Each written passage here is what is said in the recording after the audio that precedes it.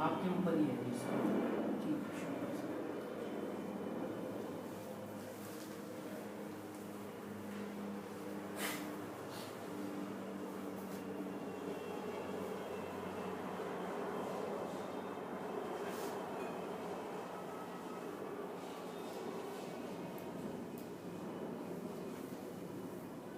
एक शब्द है धन्यवाद। किसी के उपकारों को जब हम ग्रहण करते हैं और जो उपकार कर रहा है वो हमसे कुछ भी नहीं चाहता, मात्र ये चाहता है कि आप उपकृत हो जाए।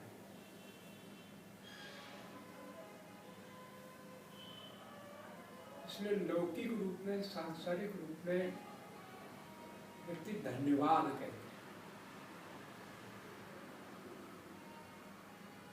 उसी को आध्यात्मिक दृष्टि से अहोभाव करते हैं।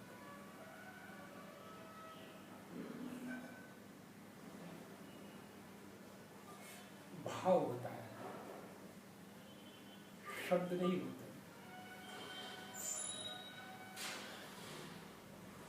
जैसे सामान्यतः कोई खाली घड़ा है, उसको भरो तो पूरा भर जाए और फिर पानी बाहर ना आए, ये अहोभाव। तो इतना भर गया है कि अब उसको संभल नहीं रहा है, उसका नाम अहोभाव।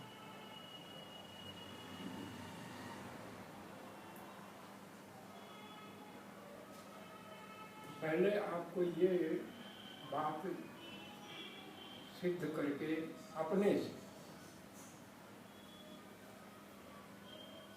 क्योंकि एक होता है शब्द प्रमाण।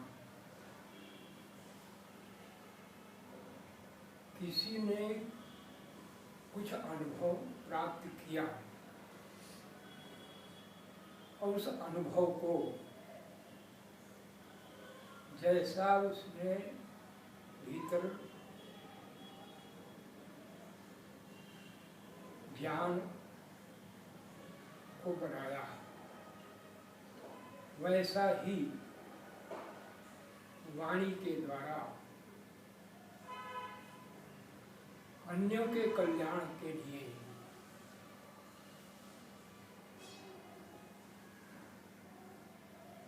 बस भाव कल्याण का, और कुछ अपने लिए कोई भाव नहीं, उस अनुभव को देना चाह रहा है। इसको शब्द प्रमाण कहते हैं, आगम प्रमाण।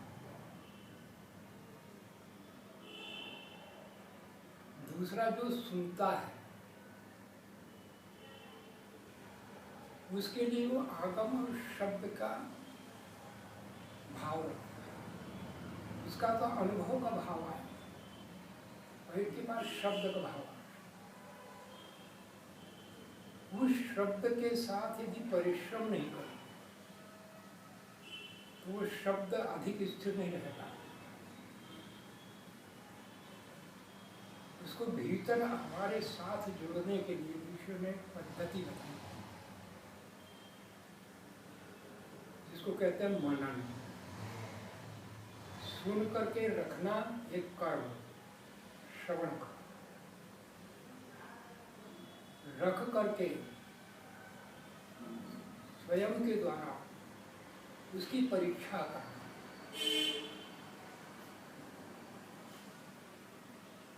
सत्य है या असत्य, लाभकारी है या हानिकारी, अपने से स्वयं के द्वारा, वह है हनुमान। आपको ऐसा लगे कि ये बात ठीक है, तो परीक्षा करने के पश्चात फिर आप उसके साथ संबंध जोड़ेंगे। और संबंध दो प्रकार के, एक सकारात्मक, एक नकारात्मक।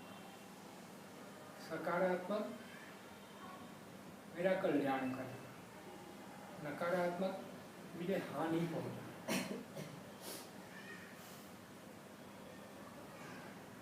जब ये दो भाव आपके पास खड़े होंगे तो संबंध निर्मित होगा। उसके पहले संबंध नहीं बना,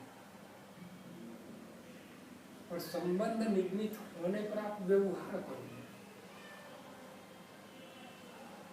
कल्याणकारी है तो अपनाने के लिए, हानिकारक है तो उससे दूर होने, दूर होना उसी को नकारात्मक कह रहा हूँ, और पास आना उसको स्वीकार करना उसको सकारात्मक, दो प्रकार। और जब वो व्यवहार आप क्रिया रूप में ले आएंगे और उस हानि से बच रहे, उस लाभ से पूरित हो रहे, वो जो भाव आएंगे उसके बाद वो आपका भी बोध भाव होगा। अब वो आप दूसरों के लिए आगम बन सकते, तब तक नहीं बन। इसलिए प्रारंभ में जो आगम प्रमाण की बात है उसके ऊपर हम विचार करते हैं।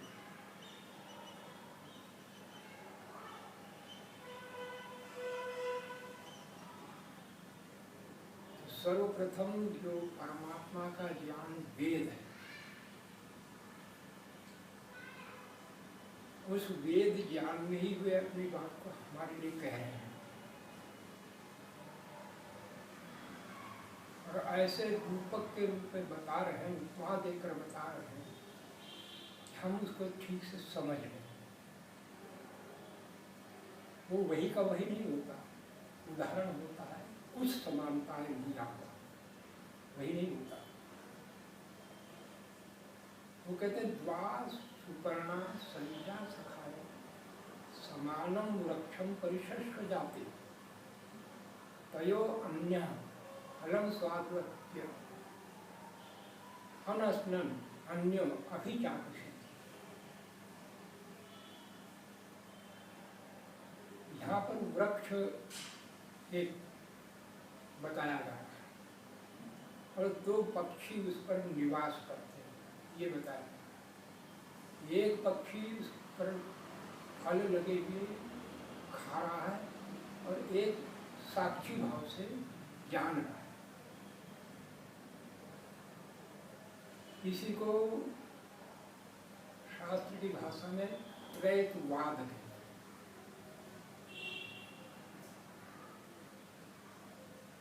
इसमें जो वृक्ष है वो प्रकृति है, जगत है, जो अभी हमारे सामने दिख रहा है। एक पक्षी है जो सिर्फ साक्षी भाव से जान रहा है, उस वृक्ष का उपयोग नहीं ले रहा है। दूसरा पक्षी है उस वृक्ष के फलों को खा रहा है। जो साक्षी भाव वाला है वो परमेश्वर है, जो फल खा रहा है वो जीव है। ये तीन, अब इन तीनों को हम अपने अनुभव से जांचेंगे और इस अनुभव को इसलिए जांच करके प्रतिदिन अभ्यास करना है। आप लोगों के भी अपने अनुभव होंगे, हमारे भी अपने अनुभव हैं। जैसे आपके घर में मैं प्रवेश किया, मान लीजिए दरवाजा छोटा होता और मैं बड़े दरवाजे में सब घूम रहा हूँ, तो आप मुझे बताते हैं कि जरा संभल के आना, सीट लग जाए। तो आप मुझे उसी समय कह रहे हैं, मैं समझ भी गया, संभल के आ भी गया, पर गया वो सब टकरा गया। अभ्यास नहीं तो। हाँ, क्योंकि इतना स्पष्ट दिख रहा है, आपने बता दिया, एक बार सावधान से आ गया, पर अब जाके टकरा गया। अब भी दिख रहा है दरवाजा पूरा, फिर भी टकरा गया। इसका मतलब पूर्व का अभ्यास हमारा जो है संग्रह, वो बहुत गहरा है और अधिक है, क्षणिक, वो ठहरा नहीं। तो इसका मतलब नहीं कि तुम समझे नहीं, तो वो अभ्यास की वजह से। ये समझना बहुत बड़ी चीज है, ये समझ लेना। इसको नहीं समझ पाता व्यक्ति तो फिर दरवाजे में जाना नहीं छोड़ देता।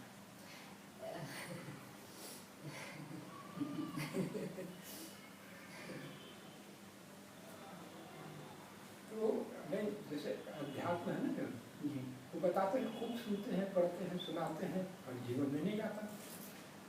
उसका हम देख नहीं पाते क्या कारण है, ऐसा क्यों नहीं हो रहा है, क्योंकि हमारी अंतर्दृष्टि समाप्त तो ऊंची हो गई। तो ये दृष्टि कि हमारे पास आ जाएगी, बाहर इसलिए आपको अनुभव से बता रहे हैं, उसके बाद आपको लग गई चोट, फिर सावधानी से चलिए, फिर बराबर 2-4 बार आके फिर लग गई, फिर जाते हो, हाँ फिर याद रहता है। हाँ, फिर स्मृति आ जाए। ऐसी अनेकों बार चोटें खाकर फिर आप अभ्यस्त हो जाए, फिर जाओगे। तो ऐसे अभी मैं जो बता रहा हूँ, इसको ऐसा न डाल लेना कि मैं ही अनुभव कर रहा हूँ। ये अंग्रेज जी है ना जो, बहुत अच्छा है। पहले पत्र व्यवहार चलते थे हमारे जी, तो कुछ न कुछ पूछा करता था, हम कुछ न कुछ देते रहते। बहुत दिनों तक पत्र व्यवहार नहीं किया, कभी मिला हमने कहा भाई आपने पत्र व्यवहार बंद कर दिया, क्या बात थी? बोले क्या पूछूं, मुझे सब तो मालूम है, अब फिर मैं चल नहीं रहा हूँ। तो मैंने कहा आप पूछ के क्या, बोले यही पूछ लेते हैं, क्योंकि आपको संकोच हो रहा है ना जी इतनी बार पूछ लिया, मैं जान भी रहा हूँ, मैं बता भी रहा हूँ, तो मैं चल नहीं रहा हूँ। तो आप संकोच बस पूछ नहीं पाते, कैसे पूछूं? मैंने कहा यही पूछ ले, क्योंकि आपको तो समझ नहीं आया। फिर हमने उसको उदाहरण दिया था, आप उसको गले पर पकड़ो, और हमारे तो हमें अनुभवात्मक सब बातें हैं, जरूरी तो उसके साथ जुड़ी ईश्वर की महत्व पर हमारा अपना अनुभव। एक माँ थी, बच्चे को, छोटा बच्चा था, बार बार दीपक के पास जा, वो माँ बार बार उसको खींच रही, वो मान नहीं रहा। हमने माता जी थोड़ी देर ठहरो, उस बालक को उठाया मैं और ले जाकर था, उसका हाथ लगवा दिया। मान के क्या कर रहे हो? मैंने कहा आपको मिल जाए। मैंने कहा इसको कहते हैं जानना, हाँ, और आपको अनुभव में नहीं आया इसलिए आप नहीं कर पा रहे। उसके लिए फिर ऋषि ने बताया निधिध्यासन, ध्यानस्थ होकर, समाधिस्थ होकर, बुद्धि पर निश्चय बनाना। तो अभी तुम आप कम से कम ये तो आ जाएगा ज्ञान में कि हाँ दरवाजा छोड़ रहा है, ठोकर खाई तो मेरे कारण खाई, मैंने मेरी भूल के कारण खाई, दरवाजे ने नहीं ठोकर दी। तो बनाने वाले तक हम जाते हैं, कैसा बनाता है कैसा। तो ये 3 सप्ताहों को प्रेम से आप समझो, और इसके लिए प्रतिदिन अभ्यास, ये अभ्यास का भाग बना।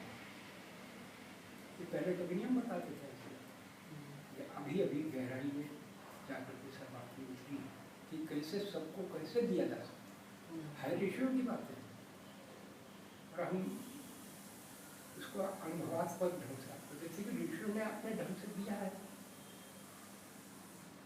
महर्षि दयानंद जी की बात, वो ईश्वर के प्रकरण में सत्या प्रकाश में आता है कि ईश्वर की सिद्धि करते हुए ऋषि दयानंद के लिए ईश्वर का प्रत्यक्ष होता है। दूसरा कहता है हमने तो कभी सुना नहीं ऐसा कि प्रत्यक्ष होता है, तो उनका जो प्रत्यक्ष होता है अभी मैं आपको प्रमाण दूंगा। तो प्रमाण का परिप्रेक्ष्य जो है उसके साथ उन्होंने बात तो कही है, वो इस प्रकार से कि 5 ज्ञानेंद्रियों से 5 विषयों का साक्षात होता है। मन से सुख दुख का साक्षात होता है, बुद्धि से सत्यासत्य का साक्षात होता है। इतना कहकर कि वो कहते हैं गुण का साक्षात ही गुणी का साक्षात है। गुणी अलग नहीं होता और गुण अलग नहीं होता। गुण का साक्षात्कार भी गुणी का साक्षात्कार। और जो रचना विशेष संसार में जानने में आ रही है, वो रचना विशेष परमेश्वर का गुण है और वो प्रत्यक्ष है। उन्होंने इतना ही कहा है। अब मैं उसको तीनों की सत्ताओं को कैसे प्रत्यक्ष,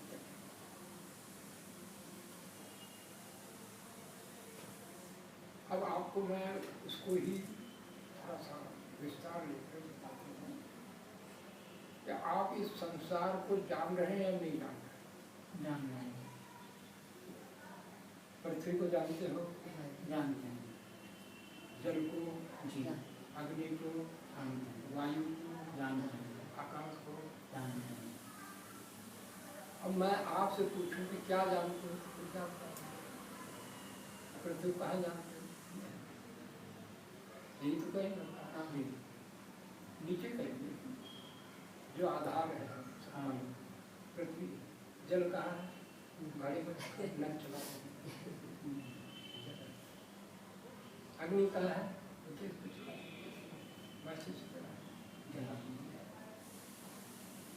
वायु कहाँ है? वायु। और आकाश कहाँ है? खाली खाली खाली। बस ये यही तो है ना। जी ये बहुत मोटी बुद्धि है और ऋषियों की बुद्धि।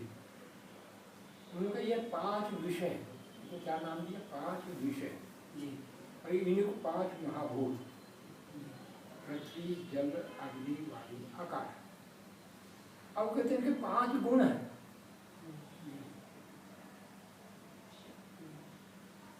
गंध, रस, रूप, स्पर्श और शब्द। अब आपको मैं बताता हूँ,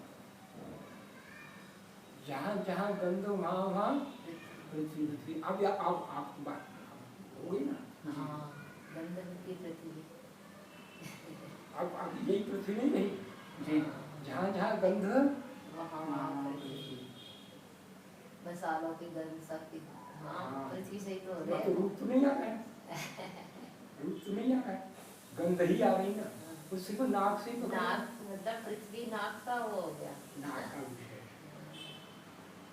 ये स्थूल अब ये सूक्ष्म बात होगी ना। जहाँ जहाँ गंध वहाँ वहाँ पृथ्वी। और जहाँ जहाँ रस वहाँ वहाँ जल। जल अब जल बहता हुआ सड़क नहीं ना। रस जहाँ जहाँ रस वहाँ वहाँ जल जल। और जहाँ जहाँ रूप वहाँ वहाँ अग्नि। अभी अग्नि है ही नहीं। अब तो हो गई। तो जहाँ जहाँ रूप वहाँ वहाँ अग्नि। और जहाँ जहाँ स्पर्श वहाँ वहाँ वायु। हाँ जहाँ जहाँ स्पर्श वहाँ वहाँ वायु। और जहाँ जहाँ शब्द वहाँ वहाँ आकाश। आदि का नाम नहीं। शब्द जहाँ भी है वो आकाश है। तो आकाश का प्रत्यक्ष कैसे करोगे? शब्द से शब्द से, कर्णेंद्रिय से। और किसी इंद्रिय से नहीं होता, इसी से होता है आकाश का प्रत्यक्ष हो ना। ये किसका प्रत्यक्ष हुआ? आकाश किससे किया? कान से। कर्णेंद्रिय। अब हो गई ना आपकी बुद्धि की सूक्ष्म। इसी प्रकार जहाँ जहाँ स्पर्श वहाँ वहाँ वायु। वायु है ना। ऐसी इसका नाम वायु थोड़ी है। इसी जहाँ भी स्पर्श है वहाँ वायु। और जहाँ भी रूप है वहाँ अग्नि। जहाँ भी रस है वहाँ जल। जहाँ भी गंधा है वहाँ पृथ्वी। अब प्रत्यक्ष हो गया। 5 विषयों का प्रत्यक्ष 5 ज्ञानेंद्रियों से होता है। किस रूप में होता है? शब्द, स्पर्श, रूप, रस, गंध। यहाँ तक तो पहुँच गई। अब ये जो वस्तुएं हैं जिनमें आप कह रहे हो बहुत फूल से गंदा या ये रूप आ रहा है, चक्र रस आ रहा है, स्पर्श आ रहा है, स्पर्शवान है, जिससे स्पर्श ले रहे हैं, जिससे गंध ले रहे हैं, जिससे रस ले रहे हैं, जिससे रूप को ले रहे हैं, जिससे शब्द को ले रहे हैं, ये चेतन है कि जड़ है? सब जड़ है। तो अब देखो ना, आप जाओगे ना नीचे नीचे, तो जिनमें भी ये गुण पाए जाएंगे वो जड़ होंगे कि चेतन होंगे? जड़ होंगी। गाड़ी चलेगी ना,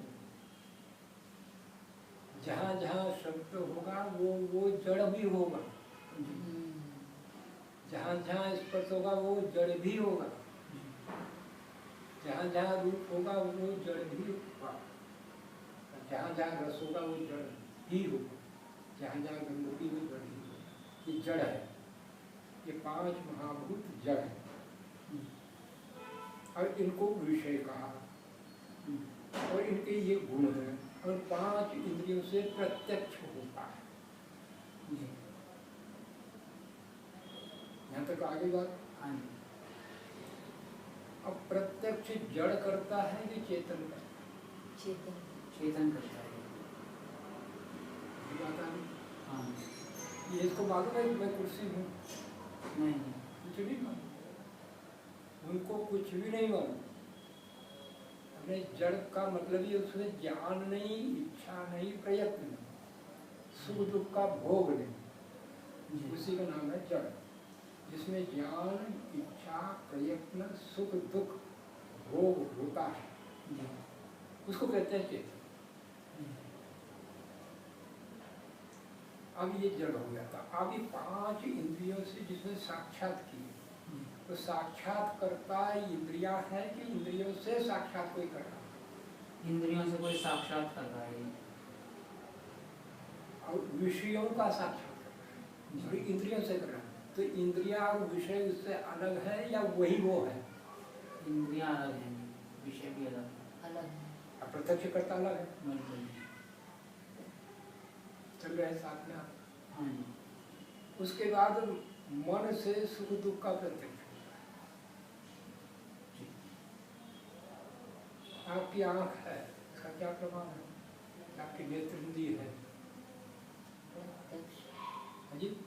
रूप को देखने। हाँ, रूप को जान रहा हूँ, और क्या जान रहा हूँ? रूप को जिससे जाना जा रहा है वो नेत्र इंद्रिय होती है जी।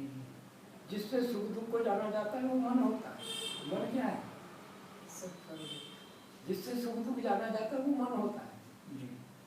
तो इंद्रिय से नहीं जाना जाता, इंद्रियों से नहीं। इंद्रियों से सुख दुख नहीं जाना जाता, मन से सुख दुख जानता है। पर हम ऐसा समझते हैं कि इंद्रियों से जानते हाँ, कि कान से आ रहा है। जी। उसका भी एक उदाहरण देखो, समझ।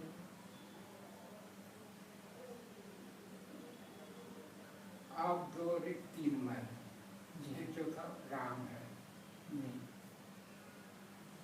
आपने मेरे पास आए, मेरे को फूल का हार पहनाए, मिठाई खिलाई, बड़ा सम्मान दिया, तो आपके प्रति मेरा एक भाव बना कि नहीं बना? अनुकूलता का भाव। और आप आए, आपने मेरे पर थोड़ी धूल डाल दी, तो आपके प्रति कोई भाव बनेगा नहीं बनेगा? प्रतिकूलता का बनेगा। अभी भाव जो आपके प्रति बना सुख का, आपके बना दुख का, ये सुख दिखा नहीं, दुख दिखा नहीं, दिखे मन से देखे। आप दोनों हो। अब राम यहाँ पर आया, आप भी आए मेरे पास, तो आपके प्रति सुख का भाव बना, आपके प्रति दुख का भाव बना। हाँ जी। पर इसको कोई भाव बनाएगा नहीं। क्यों नहीं? यदि नेत्रों का विषय होता तो इसको नहीं बनता। हाँ, मन का विषय है। यानी नेत्रों से यदि सुख दुख ग्रहण किया जाता होगा, हाँ तो इसको भी बनता है। तो पर जो देख के बनता है, हैं? जो देख के बनता है तो देख वो के सबको एक जैसी बना है। पहले भोग लिया ना, जी भोगा है तो उसके बाद बना है देखकर। मन के साथ इंद्रियां जुड़ी हुई है, जी तो मन दिखा रहा है ये सुख वाला है, ये दुख वाला है। अभी इसने देखा ही नहीं तो इसको क्या दिखेगा? इसको तो सामान्य चीज।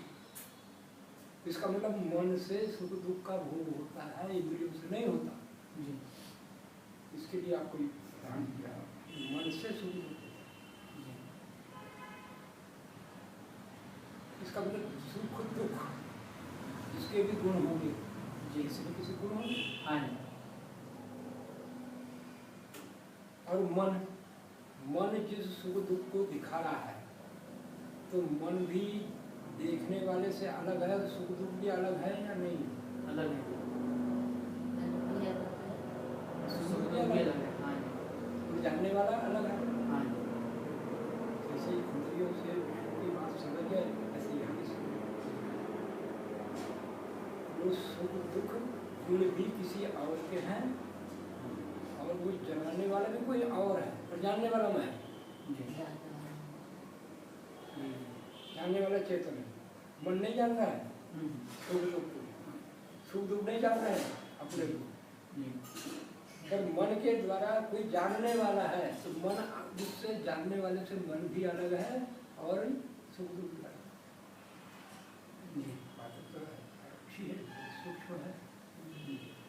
आप सब बुद्धिमान हो तो पकड़ सकते। फिर बुद्धि से सत्यासत्य का प्रकट होता है। तो बुद्धि भी एक वस्तु है कोई, जी और सत्यासत्य भी दूसरी वस्तु है, और उसको जानने वाला अलग है ना उससे। तो मन तो आप में है, इंद्रिया आपके पास है, बुद्धि आपके पास है, और जान भी आप रहे हो, तो आप सिद्ध हो कि असिद्ध हो? सिद्ध है आप जड़ हो कि चेतन हो? चेतन है तो एक आप हो गए सिद्ध, चेतन सत्ता, और आप एक देशी हो कि सर्वदेशी? एक देश में और अल्पज्ञ हो कि सर्वज्ञ हो? अल्प और अल्प सामर्थ्यवान हो कि सर्व सामर्थ्य? सामर्थ्य और सुख की इच्छा वाले हो कि नहीं हो? हाँ जी और दुख की अनिच्छा वाले हो कि नहीं? बिल्कुल यही तो गुण है ना विषयों में जो बता रहे हाँ आत्मा के गुण। हैं। इच्छा, द्वेष, प्रयत्न, सुख, दुख, ज्ञानानि, कम। ये लिंग, लिंग को समझ रहो। लिंग मतलब गुण। गुण से गुणी का प्रत्यक्ष होता है।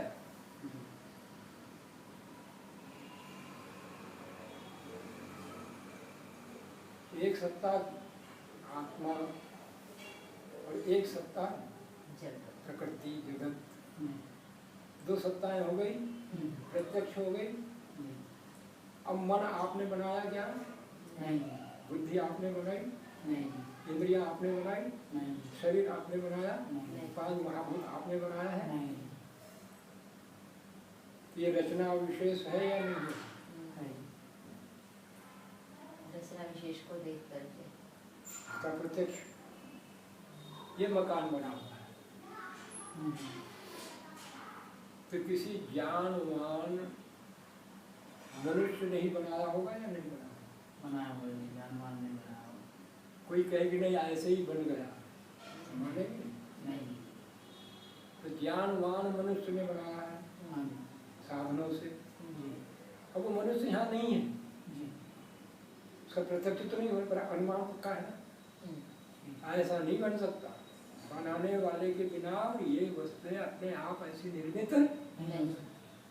पक्की बात है जी पर वो एक देशी है, जी अल्पज्ञ है, अल्प सामर्थ्यवान है, इसलिए यहाँ स्थित नहीं है।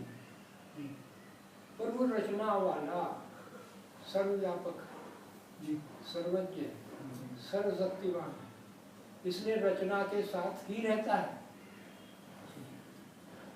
रचना को करके हटता नहीं, रचना के साथ ही रहता है।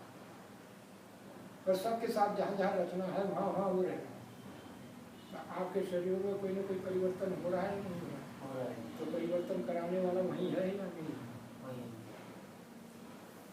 आखिर इसी शरीर से कैसे कैसे द्रव्य निकलते जी निकलवाने वाला होगा कोई?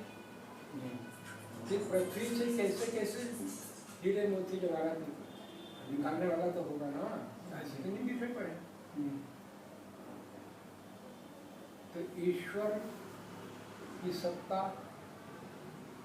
कब समझ में आएगी? जब आपकी सत्ता आपको समझ में आए।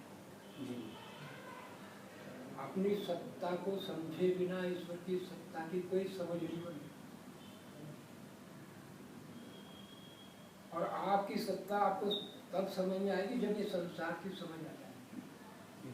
संसार की समझ के बिना आप अपनी सत्ता को नहीं समझ सकते, और अपनी सत्ता के बिना ईश्वर की सत्ता को नहीं समझ। ये है उत्तरोत्तर।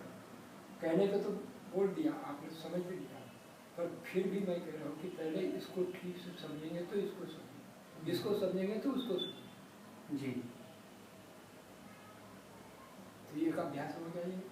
तीनों सत्ताओं का प्रत्यक्षीकरण, अन्य सत्ताएं हैं, कल्पना नहीं है। ईश्वर कल्पना नहीं है, मैं कल्पना नहीं हूँ, संसार कल्पना नहीं। तीनों ही यथार्थ भूत सत्ताएं हैं। अब इनका विशेष गुण, धर्म, स्वभाव और देखे जाते हैं, पर अभी हमें सत्तात्मक भाव को बताया कि सत्ताएं हैं। यदि सत्ता ही ना हो तो उसके गुण कर्म स्वभाव कैसे हो, और उसका उपयोग कैसे किया जा सकता? या तो उसका हम अपने लिए दो ही बात है, सुख के लिए उपयोग लेंगे या दुख को हटाने के लिए उपयोग। ये दो तो काम करते हैं। तो एक तो ये अभ्यास हो गया। दूसरा अभ्यास है जिसको एक को कहते हैं मिथ्या मैं मेरा, और दूसरा प्रभु प्रकाश से एक वर्तमान मैं मेरा,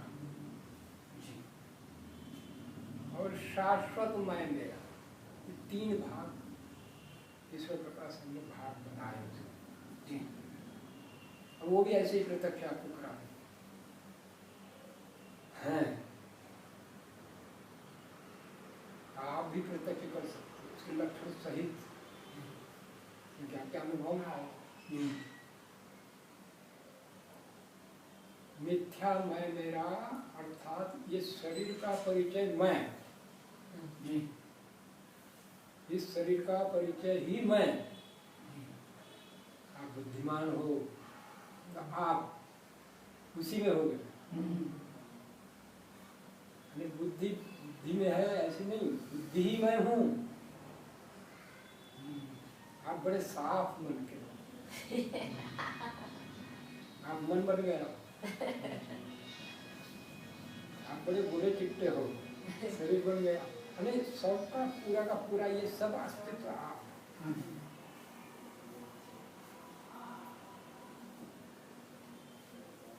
ये सब के सब अस्तित्व आप पर आरोपित हो रहे हैं। आप पतले हो, आप स्त्री हो, आप पुरुष हो, आपके लंबे बाल हैं, आपके छोटे बाल हैं, ये सब आप ये जो जितना परिचय है ये सब आपका है। अब मैं आपको प्रश्न पूछूं, कभी आपने किसी अन्य से अपने विषय में कुछ पूछा है क्या? मैं कौन हूँ? आप तो बताने वाले हो ना, वही पूछेगा आपसे कि आप कौन है। हम तो कभी भी जीवन भर में कभी नहीं पूछते कि मैं कौन हूँ। हम दूसरों को पूछते कि तुम कौन हो, कितना पढ़े हो। फिर हम अपने विषय में भी किसी को नहीं पूछते, मेरा माँ कौन है, मेरा बाप कौन है, मेरा पति कौन है, मेरी बहन कौन है। इसके विषय में तो कोई पूछेगा आपसे, आप तो कभी नहीं पूछोगे। सही बात है। जब ये मैं रहेगा तो ये मेरा रहेगा। बिल्कुल जी। अब मैं को पूरा जानना है, मेरे को पूरा जानना है। हाँ जी। फिर आपकी संपत्ति को भी आप जानोगे कि दूसरा से जनाओगे अपने को क्या क्या चीजें हैं। तीनों विषयों में निर्विवाद रूप से निर्णीत है। मैं कौन हूँ, मेरे कौन है और मेरा क्या है। जो इसमें निर्णीत है वो व्यक्ति मिथ्या मैं लेने वाला है। हम आपको संशय पैदा करके जा सकते हैं भगवान जी की दया से। यदि आपने ज्ञान पूर्वक पकड़ते रहे तो आपको विवश होना पड़ेगा। विवश हो जाओगे। जिधर ध्यान ही नहीं है उधर ध्यान पूरा हो जाएगा। ये ध्यान तो ऐसे ही निकल रहा है, क्योंकि आपको भी मैं हमेशा स्मरण कराता हूँ। और हमारे भी भीतर को एक पत्थर की लकड़ी के समान उनका अनुभव रहा है। ये छोटी सी थी, 5-1 साल की होगी, मुझे ध्यान नहीं है, उसको भी नहीं आ रही थी। और हमारे शिक्षक हमको पढ़ाया था, हमारे क्लास टीचर हुआ बहुत अच्छे, बहुत आध्यात्मिक थे। और वो फिर रिटायर होने के बाद उनको बीएड में कॉलेज में ले लिया था। और वो इंस्पेक्शन के लिए आए थे वहाँ स्कूल में, तो गुरुकुल में आया था जी। स्वाभाविक तो मेरे पास मेरे कारण आया थे, तो स्वाभाविक परिचय कराना है बेटी है। तो ये शालिनी जी पूछती है आपका नाम क्या है जी। हमने कहा गुरु गोबर कर दिया इसमें। बड़े व्यक्ति कोई नाम पूछता है, और जब इसका नाम बताया सब बताया तब इसने पूछा कि आपका नाम क्या है। कुंदन लाल मोदी। अब बात तो खत्म हो गई थी, पर फिर ये कहती है तो कान पकड़ती, ये क्या है, कान, नाक पकड़ती, ये क्या है नाक, ये क्या है हाथ। तो कुंदन लाल मोदी कहाँ है। अच्छा, उन्होंने कहा कि आपने तो ब्रह्मवादी बना दी। अब मैं तो ऐसे अपना बनता था ना, ऐसे बात है। ये है ना प्रश्न गहरा, इसको स्मृति दिलाता हूँ कि आप कौन से संस्कारों से अभिभूत होकर आए हो। बुझते रहते बात अलग है, पर आपके पास इसी शरीर में इसी जन्म में वो संस्कार उद्भूत हुए हैं। ऐसे हम अपनी बात सुनाते तो एक ही तो था ना वो उद्भूत, थोड़ा सा उसी में तो पूरा जीवन हमारा आ गया ना जी। तो ये कोई भी प्रश्न नहीं पूछता कि मैं कौन हूँ, मेरा क्या है। और जो ऐसा मैं, मेरे और मेरा जिनमें निर्णित है, उसके सुख और दुख का मूल बाहर रहे जी। ये भी निश्चित जी। सुख भी बाहर ही रहेगा और दुख भी बाहर रहेगा, सबकी वही बात है जी।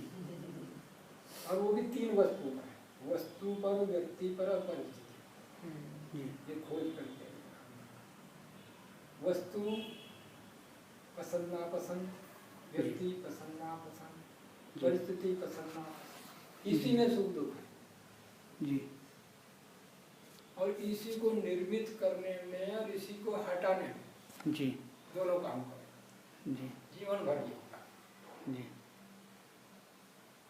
अपने और पराये, अपनों के लिए अलग व्यवहार और परायों के लिए अलग व्यवहार, ये भी होगा जी। पक्षपात उसके जीवन में रहेगा स्थायी रूप से,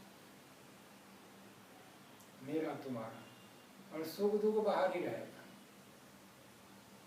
और दूसरी बात, अगर आपसे मैं पूछूं कि आपने सुख भोगा कि नहीं कभी? भोगा जी। और दुख भोगा कि नहीं? भोगा। और किसी को आपने सुख दिया है कि नहीं? दिया। और किसी को दुख दिया है कि नहीं? दिया है। ये भी स्वीकार करो, हमने सुख भी दिया, दुख भी दिया, सुख भी दिया, दुख भी दिया। इसका मतलब आपका गुण सुख होगा तभी तो सुख देंगे ना जी। फिर आपका गुण ही सुख होता तो फिर सबका गुण सुख होता ही नहीं। तो होता किसी से कोई मांगता, नहीं जी, किसी को कोई देता नहीं उल्टी बात करना, सुख लिया सुख लिया। जी ऐसे ही यदि स्वाभाविक गुण यदि दुख होता जी आपका या किसी का, तो फिर किसी से कोई दुख देता क्या? नहीं जी, किसी को कोई दुख देता क्या? इसका मतलब ये सुख दुख आपके गुण नहीं है देते ही हैं। जी पर भोग रहे हो ये तो बात सत्य है। जी अब मैं बताता हूँ, शब्द स्पर्श रूप और रसगंध, इन्हीं पांचों के भीतर से सुख भोगते हो कि नहीं? हाँ जी, और इन्हीं पांचों के भीतर से दुख भोगते हो कि नहीं? भोगते तो ये हैं। सुख दुख किसके है? ये तो जड़ प्रकृति के है, हाँ। उसके गुणों से भोगते होते, तो इसके जड़ क्या है? ये क्या आपके हैं? ये गड़े चलेगा, ये समझ में नहीं आएगा कभी। ये जो मैं प्रश्न पूछ रहा हूँ ये समझ में नहीं आएगा जी, कि वो निर्णित है हर बात में। इसने ऐसा किया वो निर्णित है। जी तो राग द्वेष बनेंगे उसके निश्चित, राग द्वेष बनेंगे जी। हम राग द्वेष को दिखाते हैं कैसे बनते हैं, जी कैसे आप देखते हो, आपके नेत्र भीतर के बाहर के सब, जिससे भी सुख भोगे हो जी और जिससे भी दुख भोगे हो, उन दोनों की स्मृतियां जब भीतर आएगी जी, तो अशांति होगी कि शांति होगी? अशांति होगी जी। दोनों समय के एक समय, हर समय। दोनों समय से मतलब मतलब सुख की देने वाले की स्मृति और दुख देने वाले की स्मृति, हाँ, दोनों की अलग। दोनों के समय में अशांति ही हाँ जी, होगी। अशांति ही होगी, और दोनों की चर्चा सुनोगे तब भी, अशांति और होगी, दोनों ही दिव्य तब भी, अशांति होगी। तो अशांति को मिटाओगे या नहीं मिटाओगे? मिटाएंगे जी। स्वाभाविक है, आप दुख तो चाहते हैं। नहीं बिल्कुल जी। वो अशांति देने वाले से दूर ही रहेंगे, यही एक उपाय दिखता है जी। देखो तो सही अभी हाँ जी मेरे साथ चलते हो तो अभी आपकी गाड़ी में आना। ये एक सुख वाले ने भी अशांति दी, जी, पर उस सुख वाले से फिर आप पुनः सुख लेना चाहोगे कि नहीं चाहोगे? चाहेंगे जी, बिल्कुल जी। वो दुख देने वाले ने अभी दुख नहीं दे रहा, तो वहां से हटाना चाहेंगे कि नहीं? बिल्कुल जी। ये प्रतिक्रियाएं होगी। और जिससे सुख लेना है, जिससे दुख लिया है, उसको हटाना है, जी। तो दोनों के लिए आप एक ही प्रकार के व्यवहार करेंगे कि अलग अलग कर सकते? अलग अलग। एक अर्थात अलग अलग व्यवहार करेंगे जी। हिंसा करके भी सुख ले सकते हैं, हिंसा करके भी दुख बना सकते हैं, जी प्रेम से भी सुख ले सकते हैं और प्रेम से भी दुख लेने को बना भी सकते जी हैं। झूठ बोलकर भी कर सकते हो, सच बोलकर भी कर सकते जी हो, चोरी करके भी कर सकते हो, सत्य व्यवहार करके भी कर सकते जी हो, दुराचार करके भी कर सकते हो, सदाचार, सत्कार करके भी कर सकते हो और तिरस्कार करके भी कर सकते जी हो। अर्थात आपका साध्य हो गया संसार का सुख और दुख, जी और जिससे भी वो सिद्ध हो जाए वो साधन। जी साधन के लिए कोई आपके पास ये नहीं रहेगा कि ये साधन नहीं वो साधन है, जिससे भी मेरा सिद्ध हो रहा है साध्य, जी वो साधन ठीक है, ये चलेगा, जी ये भी होगा। ये किसका हो रहा है? मिथ्या हो रहा है। और आप कितना भी कर लिए, जी तीन ही बातों पर आज विशेष बल है जी बहुमत का। जी यदि किसी ने साधनों के कारण दुख को भोगा है, जी तो अपने संतान को साधन संपन्न बनाने की इच्छा रखेगा या नहीं? रखेगा जी। रखे, स्वाभाविक। और किसी ने निर्बलता के कारण दुख भोगे तो सबल बनाने की इच्छा रखेगा। रखेगा जी। और किसी ने मूर्खता के कारण, कम पढ़े लिखे के कारण दुख भोगे तो अपने संतान का अच्छा पढ़ा लिखाना चाहता है। अब ये तीन स्तर पर संसार में चल रहा है। और मान लो थोड़ी देर के लिए अर्थापत्ति से कि आप सर्वोपरि साधनों में पहुंच गए, जी सर्वोपरि बल में पहुंच गए और सर्वोपरि बुद्धि में पहुंच गए। जी अब तो आपके पास दुख नहीं आ सकते ना, आप क्या नहीं। सुख नहीं हट सकते ना, नहीं ये अभी सोच है। जी पर ये रहेगा भय कि मेरे पास ना कोई पहुंच जाए। आपको पढ़ा होगा तो वो जब हाँ, पहुंच वैसे। जाएगा उसके बाद तो ये रहेगा कि कोई और ना पहुंच जाए जी तो उसको हटाने में पूरी ताकत है। और आया हुआ है ना, हाँ जी। छूटेगा भी कि नहीं?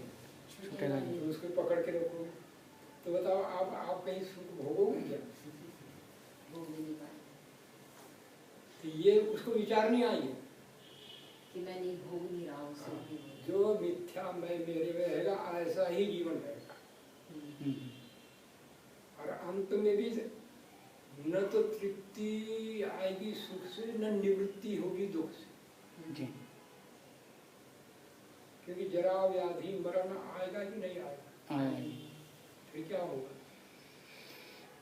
अतृप्त रहेगा कि नहीं रहेगा? रहेगा जी पूर्ण त्रस्त रहेगा कि नहीं रहेगा? बिल्कुल रहेगा। इसी को कहते हैं भवचक्र। भव भवचक्र भवचक्र। सुख दुख भोगा, राग द्वेष बना और फिर सुधा सुख कर्म किए, फिर उनका फल सुख दुख, फिर राग द्वेष, फिर शुभा शुभ। ये है भवचक्र वाले मिथ्या।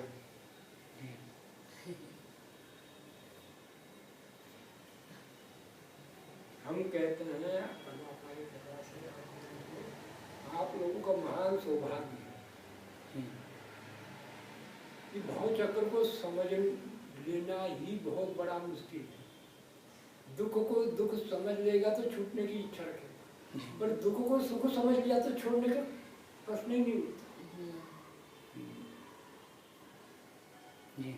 कैसे छोड़? सुख को कौन छोड़ना चाहता?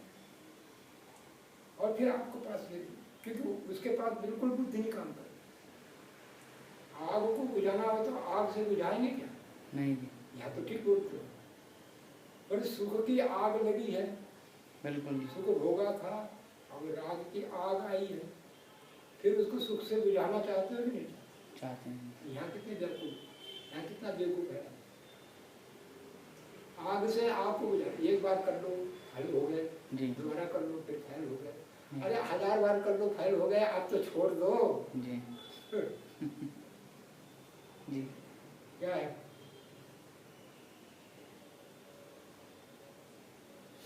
नहीं छोड़ोगे तो हम कहते हैं आप लोगों को प्रेम से कि वानप्रस्थ तक यह अवस्था आ जानी चाहिए। वानप्रस्थ है क्या?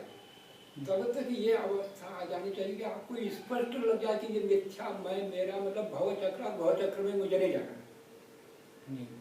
मैं देखूंगा ही मैं कौन हूँ, मेरे कौन है, मेरा क्या है। तो कम से कम आप जैसे रोड ब्रेकर होते हैं कि नहीं? हाँ जी। काय के लिए होते हैं? स्पीड ब्रेकर इसलिए होते हैं कि ये दुर्घटना अपनी भी न करे ना दूसरों की करे। बहुत ज्यादा तेज चलता है ना, हाँ जी, दुर्घटना वो करेगा दूसरे को करेगा। बिल्कुल। तो ये आपके क्या है, ये स्पीड ब्रेकर है जी। ये जो हमारा आना आपके साथ हुआ है ना, जी। स्पीड ब्रेकर है। आप कभी भी जीवन में अनुभूतियाँ आएगी आपको, और उस दिन समझोगे कि मैं यदि ऐसा न रुकता रहता तो कब का इस दुर्घटनाग्रस्त होकर चला जाता। सही बात है। आंतरिक दुर्घटना। जी हाँ। तो हम अभी यही कहते हैं, सभी को प्राय कहते हैं कि ब्रह्मचर्य काल जिसने मान लो नहीं जिया ढंग का, जी, पर जिसने जिया हो, थोड़ा बहुत भी जिया हो, जी, वहाँ ये सब बातें सिखाई जाती थी पहले। जी, गुरु के सानिध्य में ये सब सिखाया जाता था, ये प्राथमिक स्तर पर सिखाया, क्योंकि यही नहीं साफ हुआ तो आगे करेंगे क्या नहीं। तो जब वहाँ वो कर लेता है, पूरा समझ लेता है, फिर समझ लिया, मतलब शब्दों में समझ लिया, शब्दों में पढ़ लिया, शब्दों में परीक्षा दे दी, सब कुछ कर लिया, बड़ा अच्छे अंक सब कुछ आगे समझ, तो फिर भी वो देखता है ईमानदार व्यक्ति कि मेरी वासनाएं तो वहीं की हैं। ये गुरु जी को हाथ जोड़ के पहले कहते थे, गुरु जी मुझे समावर्तन संस्कार कब करा,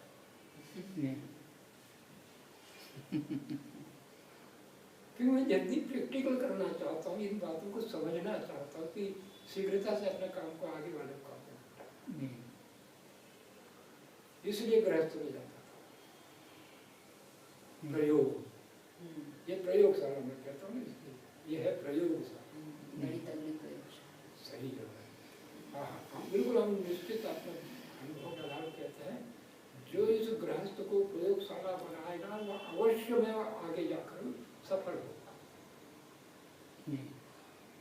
और जो आंख पर पट्टी बांधकर पहले से ही है और बाद में भी आया तो क्या उसका परिणाम करेगा, कुछ भी नहीं। तो आप लोग इसके साथ रह करके स्पीड ब्रेकर के समान अपने जीवन को संतुलित बनाते हुए जिए। इतना भी हो गया तो बहुत बहुत बड़ा आपने अपने पर उपकार कर दिया। तब क्या होता है, या बीच में यहाँ शुरू हो जाएगा, काम शुरू हो जाएगा, थोड़ा इसको गिराना, इस पर बढ़ाना, योगाभ्यास, योगाभ्यास से होगा ना। अविद्या को घटाना, अविद्या को बढ़ाना। ये अविद्याग्रस्त व्यक्ति ये मिथ्या मैं मेरा बिल्कुल भी नहीं शून्य है। और इसी को ऋषियों ने इस प्रकार से कहा है, यह चेद वेदी था तत्तु सत्यम अस्ति, न वेदी था तू महति विनष्ट। यहाँ रहते रहते स्वयं को जान लिया, सफल हो गया, और जिसने नहीं जाना तो महति विनष्ट, सर्वनाश। मैं उसको कहता हूँ सर्वनाश, क्योंकि ये मैं भी नहीं, मेरे भी नहीं और मेरा भी नहीं, तो सर्वनाश तो है ही। और जान लिया तो सब कुछ कैसे ठीक। अब आया वर्तमान मैं मेरा,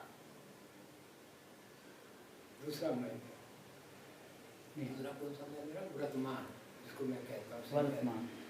वर्तमान शरीर में मैं हूँ, शरीर मेरा, शरीर मैं नहीं, शरीर में मैं हूँ, शरीर मेरा।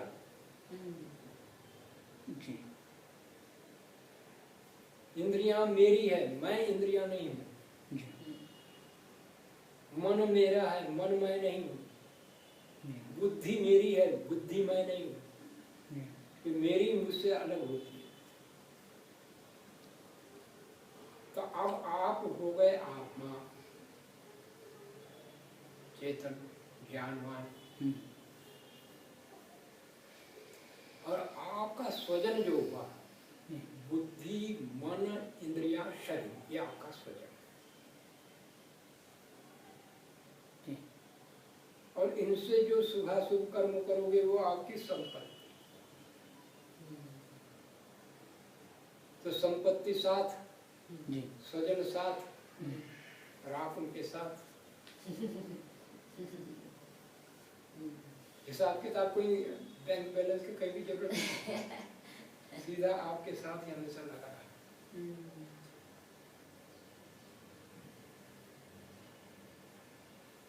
अब ये वर्तमान मैं मेरा, अब इसके पास शाश्वत मैं मेरा।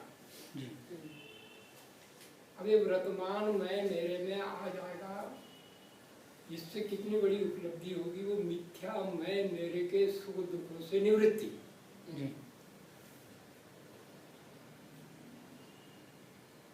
जिसको योग की भाषा में अविद्या से जो चार क्लेश पैदा होते हैं, अस्मिता, राग, द्वेष, अभिनिवेश, अब वो बढ़ाने वाले नहीं बनेंगे, अब वो घटाने वाले हो जाएंगे। क्योंकि यदि आप इतना ही समझ लेंगे कि शरीर से पृथक जितना भी कुछ है उस पर मेरा स्वामित्व नहीं, शरीर से पृथक जितनी वस्तुएं हैं और जितने भी जीव हैं उन पर मेरा पूर्ण स्वामित्व नहीं है। इनके साथ मैं यदि इनके गुण कर्म स्वभाव को जान करके प्रयोग दूंगा तो उपकार ले सकता, और जहाँ जहाँ इनसे उपकार नहीं ले पाता हूँ इसका मतलब मैं इनके गुण कर्म स्वभाव को नहीं जान रहा हूँ। दुख लेने की बात ही नहीं आई जी। हाँ जी। आप अपने आप अंतर्मुखी हो जाए, बहिर्मुख जीवन जीते हुए भी अंतर्मुख रहेंगे। जब भी दुख आएगा, बेचैनी आएगी, घबराहट आएगी, परेशानी आएगी, व्याकुलता आएगी, अशांति आएगी, इसका मतलब कहीं न कहीं मेरी बुद्धि में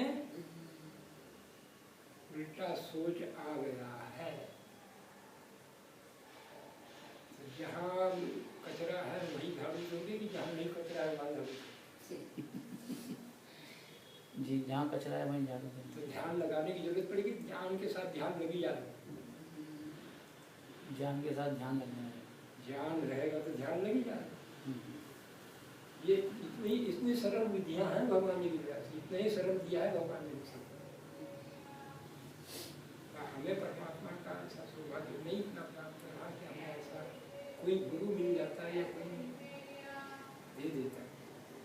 भाई हमने ईश्वर ने शिष्य रूप बनने ही नहीं दिया किसी, कोई हमारे सिर पर हाथ रखने वाला नहीं, उन्हें कहा मैं ही बहुत हूँ।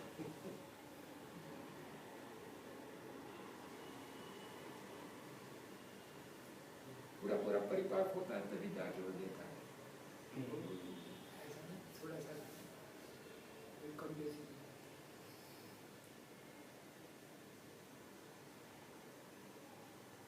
तो अब आपका दुख का मूल कहाँ आ गया? भीतर जी। कहाँ है? चित्त में, बुद्धि में। क्योंकि बुद्धि से आप देखते हो जी। चश्मा खराब है जी। तो बाहर खराब दिखेगा कि नहीं दिखेगा? दिखेगा। आँख में खराबी नहीं है, चश्मे में खराबी। और चश्मा ठीक हो जाता आँख ठीक ही है।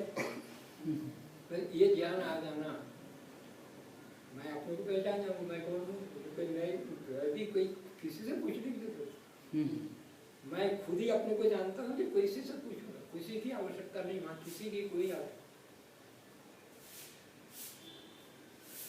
अब मेरे में जो है उसके लिए भी आवश्यकता है जी। मैं तो मैं ही हूँ, और मेरा तो मेरे में ही है। जी। जो मुझसे पृथक वो मेरा स्थायी मेरा नहीं, शाश्वत मेरा नहीं। तो ईश्वर है, अब मुझ में है। जिस दिन अपने को जानूंगा उस दिन उसको भी जानूंगा प्रत्यक्ष। जी। पर अभी अनुमान से जान रहा हूँ जी। मैं हूँ, मेरा है। जी। अब मेरे यहाँ है क्या है? इन मेरों से अविद्या का हटाना, विद्या का बढ़ाना होगा, और इसीलिए ईश्वर ने प्रवेश करा है। इसको हटा सकूं और अपने पूर्व स्थिति को पा सकूं। कोई नई उपलब्धि नहीं होना है। जी। आप जैसे थे वैसे ही हो, अभी भी, आगे भी, सदा भी। और ईश्वर भी जैसा है वैसा ही था, आज भी, आगे भी, सदा भी। तो दोनों के लिए कुछ नहीं करना है। करना काहे के लिए है? इस अविद्या को हटाने में, अविद्या को बढ़ाने। वो है शाश्वत। शाश्वत में क्या होगा अभी तो मालूम हो गया ना। ये सब किसने किया है? करने वाला कोई है, प्रवेश कराने वाला, ये साधन देने वाला। और उसका भाव यही है कि तुम अभी जो बंधन में हो उस बंधन से छूटकर फिर पूर्व स्थिति में आ गए, अर्थात मोक्ष से छूटे थे फिर मोक्ष को प्राप्त कर लो। ठीक है बहन?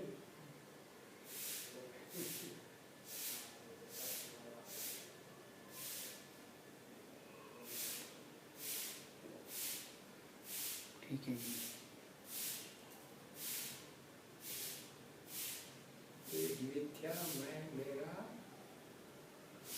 मेरे। जी ये वर्तमान मैं मेरा मेरे। ये हाँ लिखना पड़ेगा। मिथ्या नहीं है। मिथ्या मैं मेरा मेरे सभी बाहर। जी और वर्तमान मैं मेरे मेरा भीतर। और शाश्वत मुझ में। जी शाश्वत मुझ में ही। शाश्वत में यही अनुभव होगा कि इससे मैं भिन्न हूँ, इससे मैं अभिन्न हूँ। ये अनुभव, ये अनुभव का होना चाहे शाश्वत रूप से ऐसा ही है।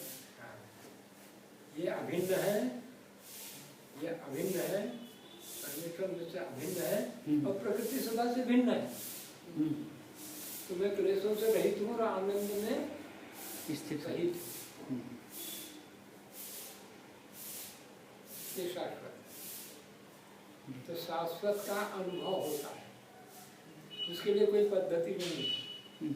पद्धति है वर्तमान की अविद्या को हटाने की। वर्तमान के लिए पद्धति है। हाँ, और मिथ्या के लिए भव चक्र है। मिथ्या के लिए पद्धति है। एक भव चक्र है, हाँ। एक आत्म चक्र है।